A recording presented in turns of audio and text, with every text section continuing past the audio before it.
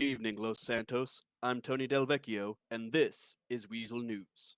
Our top story tonight: the Vanilla Unicorn, once a proud establishment, has recently been burned to the ground. Reports indicate it could be possible gang activity, but our sources are unable to identify who is responsible for the attack at this point. Members of the staff of the Vanilla Unicorn and citizens of Los Santos alike are already feeling the pain of this loss, as one of the premier weekend hotspots for this city is now in ruins. We hope to see a swift recovery and a reconstruction of the Vanilla Unicorn soon. In other news, a recent uptick in crime has given way to the city, following in the wake of one of the largest gang wars this city has ever seen. Several new gangs have formed in recent days, and our sources indicate this trend might not slow down anytime soon. On a lighter note, if you've been frequenting the city streets, you may have noticed a plethora of new activities available in our fine city. Life is certainly anything but dull here in Los Santos. On top of that, several new businesses have opened up in the city, including the Bean Machine Coffee Shop, the Comic Castle, the Red Dragon Restaurant, and even a brand new karaoke and dive bar, Tequila La. Whatever your needs, you're sure to find something to suit you here in our town. The Weasel News team hosted their first annual Weasel News Car Wash fundraiser event, which offered the fine citizens of Los Santos a chance to get their car washed for a nominal fee and a chance to get to know the men and women who bring the news to the city. If you missed out on this opportunity last time, worry not. Another car wash event is in the works, so consider this your heads up to make sure you get on down to Weasel News and have one of the fabulous ladies, or fellas, of Weasel give your car the clean treatment it deserves. And finally, we move on to our last story: Trophy the Demon. Is he a terrorist, or is he just a man who's willing to do whatever it takes to defend the ones he loves? Recently caught under fire for acts that some label as terrorism, Weasel News' own Sapphire Steam sat down with the man himself to find out what the true motive behind his actions are in this exclusive Weasel News interview. Take a look. Do you feel your actions match those of a terrorist? That's a negative. I am not a terrorist. I have never hurt anybody. Okay. How do you feel the justice system handled the whole situation? Honestly, I think the justice system is corrupt. I'll tell you right now. Setting me up the day one lawyer right out of law school, right? And going up against the most experienced district attorney at that. I'll tell you what, they gave my lawyer the evidence that they were going to present in court 2 hours before the court hearing. Okay? Mm-hmm. As you guys saw in the evidence, clearly the officers shot us. We didn't shoot anybody. We're trying to rescue Lucy. Yes, we took hostages. Yes, yes, we held them at gunpoint. I'll tell you, some of those guns didn't even have bullets in them. Did the police tell you that? Show that evidence? No, it's not even the police. Did the court tell you that? Did the DA show how many clips were in the guns? Anything like that? No, nothing like that was said. You know, uh, they're corrupt on my end. The whole situation You was just made bad.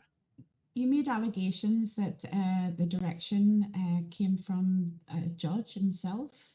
Yup, Judge Tony Long. I got confirmation from some inside sources at the police station that Judge Tony Long was the one in charge there at the courthouse. He was proceeding the case, the bench court case with the friend that I was supposed to be trying to rescue. Right? She was probably gonna get a bad court case as well. But basically, I had the hostages in front of the courthouse. Police came to talk to me three times, three separate times. The first time they told us our demands. They asked for our demands. They asked for what we wanted. The officer Stephen Long went inside the courthouse. Waited a little bit. And he comes out. He tells us our demands are not to be met. That we can't meet our demands, right? Um, Mm-hmm. then he goes. Then after that, we have the little argument, disagreements. He goes back inside the courthouse again, and then after he comes out, that's where you see the evidence of the police shooting us. And I have reports when I'm in the cells of the courthouse.